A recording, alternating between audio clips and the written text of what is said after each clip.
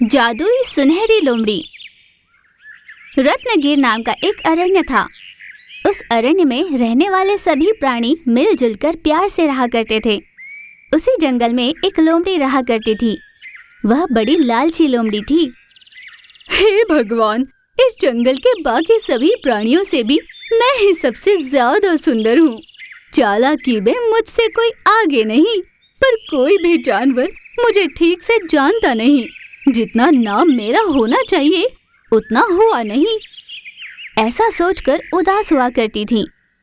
एक दिन लोमड़ी इसी विषय पर सोचते हुए जंगल में घूम रही थी। तब उसे एक हिरण दिखाई दी। क्या बात है दोस्त, तुम बड़े उदास लग रहे हो? क्या पता दोस्त, आजकल कुछ ठीक नहीं लग रहा। मेरा मन दर्द से भरा हुआ है। इस जंगल की नारद हो तुम, तुम्हें भला कैसा दर्द? हाँ, भले जितना बड़ा कद्दू हो, छुरी से कटने से बच तो नहीं सकता ना। क्या हुआ दोस्त, ऐसी बहकी बहकी बातें क्यों कर रहे हो?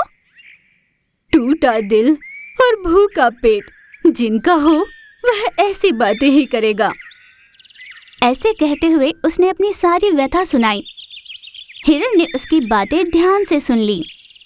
दोस्त लोमड़ी, आज अपने वन देवता का मन पसंदीदा दिन है, पूनम का। उनको तुम प्रसन्न करोगी तो हो सकता है तुम्हारा कुछ भला हो जाए। हिरण ने सलाह दी। लोमड़ी को ये सुन एक आस सी जगी। वह तुरंत वहां से दौड़ी और जाकर वन देवता के सामने खड़ी हो गई। माँ वन देवी, मेरी परेशानी का हल आप ही ढूंढ निकालो माँ। ऐसा कहकर वह वहीं पर तपस्या करने बैठ गई। लोमड़ी की तपस्या से पिघली वन देवता लोमड़ी को दर्शन देने आ गई। हे लोमड़ी, मेरे लिए कठोर तपस्या कर तुमने मेरा मन जीत लिया है। तुम्हें क्या चाहिए मांग लो। माँ, तुमने दर्शन दे दिए मुझे, मेरा जन्म धन्य हुआ। माँ वन देवी, मेरी इस जंगल में कोई पहचान नहीं है। मैं चाहती हूँ कि मेरी एक विशेष पहचान हो, लोग मेरे बारे में बातें करें। इस तरह लोमड़ी ने अपनी मन की बात कह डाली, जिसे वन देवी ने भी मान लिया।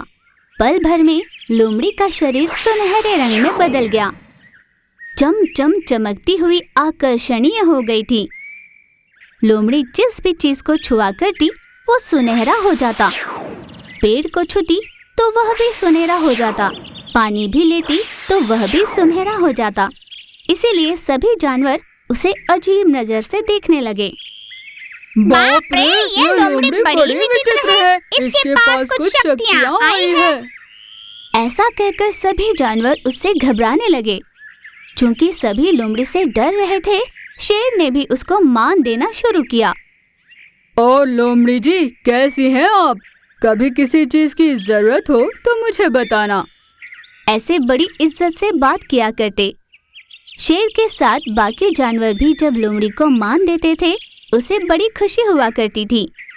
साथ ही साथ उसको थोड़ा घमंड भी चढ़ गया था। यूं ही कुछ दिन बीते। धीरे धीरे लोमड़ी को लगने लगा जैसे वह अकेली होते जा रही थी। कोई भी जानवर देखता तो उठ खड़ा होता, पर कोई पास नहीं आता था। साथ बैठकर गपशप करना हो या साथ में घूमना हो तो कोई नहीं आता था। लोमड़ी दोस्त, मेरे पास मत आना। तुमने मुझे छुआ तो पता नहीं क्या हो जाएगा, डर लगता है। लोमड़ी जी, आप बहुत महान हो। आपके साथ चलना मेरे लिए असहज है। ना बाबा, मेरा प्राकृतिक रंग बदल कर कहीं मैं सुनहरा ना बन जाऊं। कृपा कर मुझसे दूर ही रहना। ऐसे हर प्राणी ने अपनी अपनी वजह बताई। ये सुनकर लोमड़ी की समझ नहीं आया कि उन्हें कैसे मनाए। लोमड़ी ने बहुत सोचा और वन देवता के पास गई। माँ, मुझे ये विशेष शक्तियाँ, ये विशेष रंग रूप नहीं चाहिए। मेरे अपने ही मुझे अपने से दूर रख रहे हैं। पूरे मन से हंस भी नहीं पा रही हूँ। लोमड़ी ने अपनी सारी व्यथा सुनाई। उस पर वन देवता ने कहा, देखो, अपनी असली पहचान से परे विशेष पहचान की आस रखोगे तो यही होगा। ज्यादा इच्छाओं वाली पहचान अनर्थ के रास्ते ही ले जाती है। ऐसा कहकर देवी ने लोमड़ी को दी हुई सारी शक्तियां वापस ले ली। पहले जैसा रूप उसे दे दिया। लोमड़ी ये देख बहुत हर्षित हुई। अपने पहले सी पहचान लिए वह जंगल में वापस लौटी। अब जंगल के सभी जानवर उसके साथ मिलजुल कर घूमने फिरने लगे। विशेष पहचान होने से ज्यादा खुशी अपनों के साथ मिलकर रहने में है, ये लोमड़ी जान गई थी।